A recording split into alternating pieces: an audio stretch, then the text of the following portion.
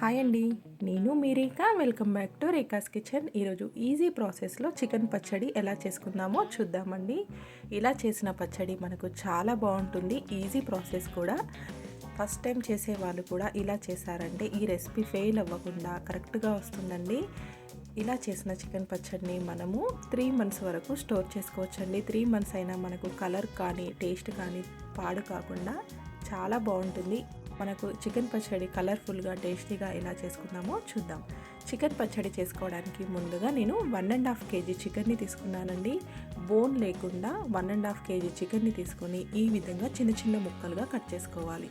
మనం ఇలా చిన్న ముక్కలుగా కట్ చేసుకోవడం వలన మనకు మసాలాలు పీసెస్కి పట్టేసి టేస్ట్ చాలా బాగుంటుందండి.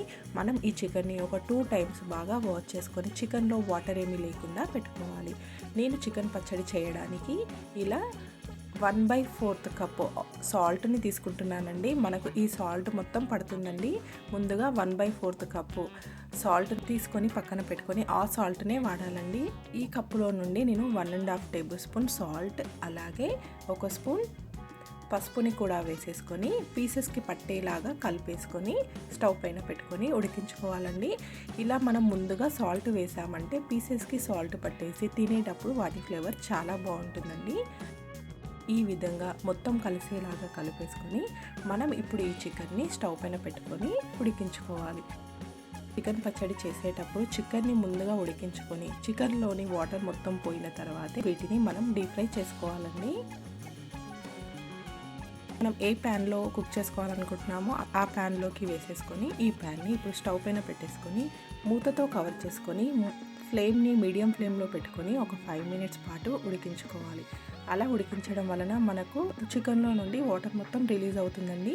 మనం ఆ వాటర్ అన్ని పోయే వరకు ఉడికించుకోవాలి. మనం చికెన్ ఉడికేలోపు పచ్చడిలోకి కావాల్సిన మసాలాని రెడీ చేసుకుందాం. స్టవ్ పైన ప్యాన్ పెట్టుకొని 1 teaspoon మాత్రమే మెంతులు వేస్తున్నానండి. మెంతులని ఎక్కువగా వేయొద్దు, 1 teaspoon వేస్తే సరిపోతుంది. ఈ మెంతులని సరిగ్గా ఫ్రై చేసుకోవాలండి, లేదంటే మనకు పచ్చడి చేదైపోతుంది.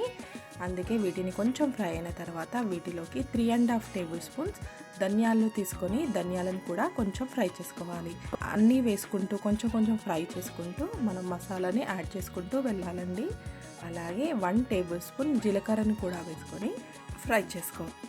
మనం ఈ మసాలాని మాడకుండా అక్కడే ఉంటూ కలుపుతూ ఫ్రై చేసుకోవాలండి.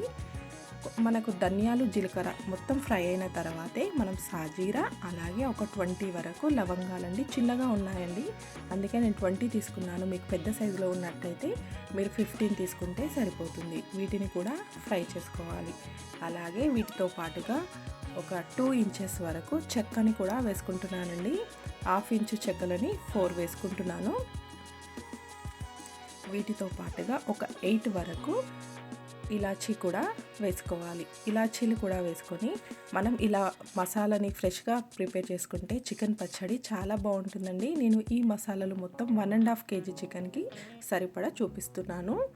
ఇలా ఈ విధంగా ఫ్రై అయిన తర్వాత వీటిని ఒక మిక్సీ జార్లో వేసుకొని మెత్తగా మిక్సీ చేసి పెట్టుకోండి. వెంటనే వేడిగా ఉన్నప్పుడు మిక్సీ చేయకండి, కొంచెం చల్లారిన తర్వాత మిక్సీ చేసుకుంటే మనకు కరెక్ట్గా అవుతుంది.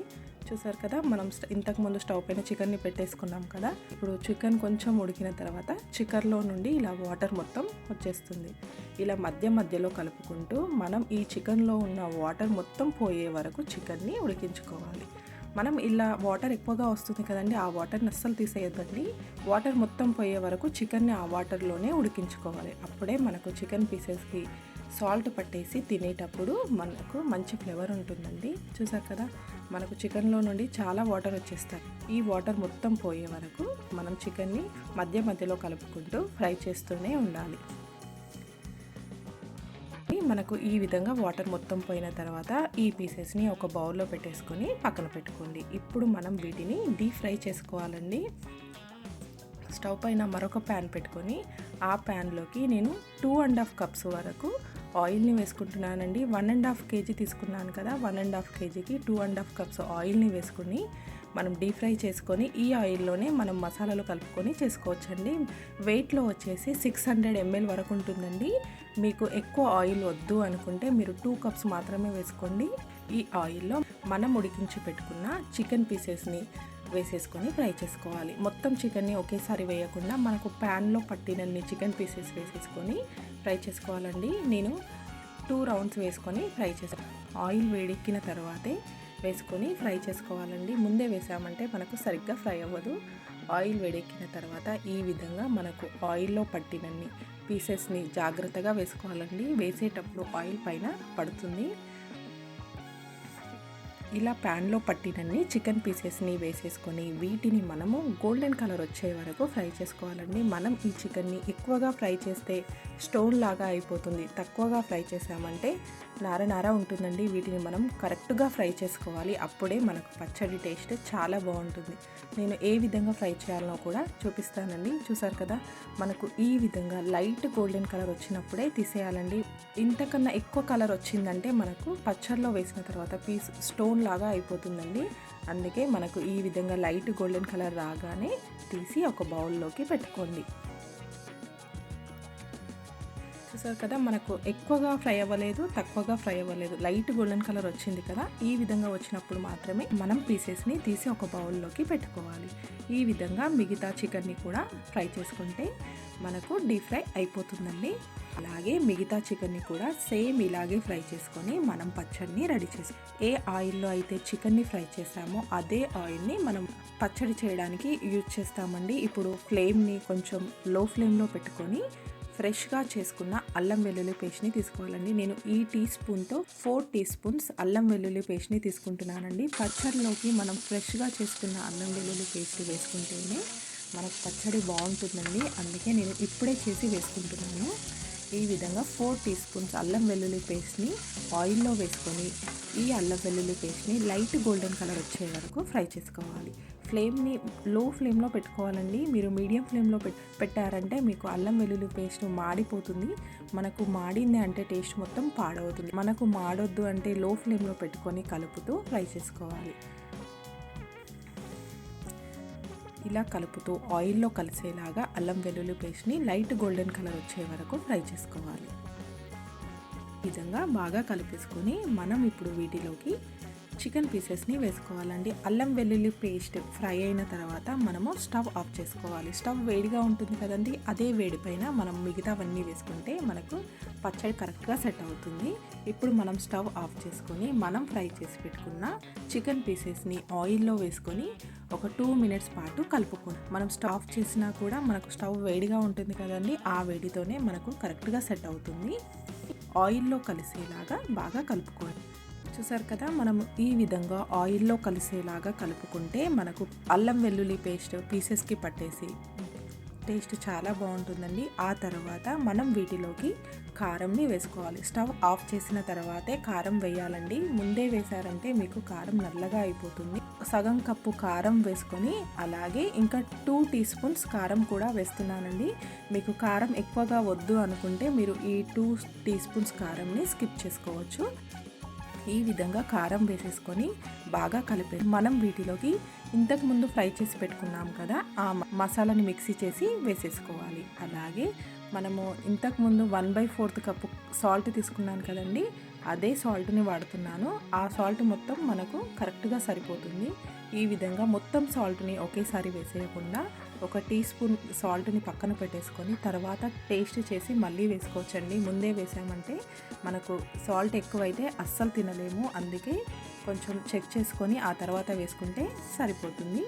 ఈ విధంగా మసాలాలు అన్నీ వేసేసుకొని ఒకసారి బాగా కలిపేసుకొని మనం ఇప్పుడు వీటిని కంప్లీట్గా చల్లారనివ్వాలండి. మనకు పచ్చడి చల్లారిన తర్వాతే మనం ఇప్పుడు వీటిలోకి లెమన్ జ్యూస్ని కూడా వేసుకోవాలండి. చూసారు కదా, ఈ విధంగా మసాలాలు మొత్తం వేసేసుకొని ఒకసారి బాగా కలిపేసుకొని మనం ఇప్పుడు ఈ పచ్చడిని చల్లార్చుకోవాలి. పచ్చడి మనకిప్పుడు ఆయిల్ ఉంటుందండి. మనకు పచ్చడి చల్లారిన తర్వాత కరెక్ట్గా సెట్ అవుతుంది. చూసారు కదా, ఇంతకుముందు మిగిలించిన సాల్ట్ని కూడా వేసేసుకుంటున్నానండి. నాకు మొత్తం 1/4 కప్పు సాల్ట్ మొత్తం పట్టిందండి. వేసేటప్పుడు కొంచెం పక్కన పెట్టేసుకొని ఒకసారి చెక్ చేసుకున్న తర్వాతే వేసుకోండి. అందులోకి నేను ఈ సైజులో ఉన్న 3 నిమ్మకాయలని తీసుకొని వాటి రసాన్ని వేసుకోవాలండి. మీరు ఈ విధంగా 3 పెద్ద సైజు లెమన్స్ అన్నా తీసుకోవాలి, లేదా 1/3 కప్ లెమన్ జ్యూస్నైనా వేసుకోవాలండి. పచ్చడి మొత్తం చల్లగైన తర్వాతే మనం ఈ లెమన్ జ్యూస్ని వేసుకోవాలి.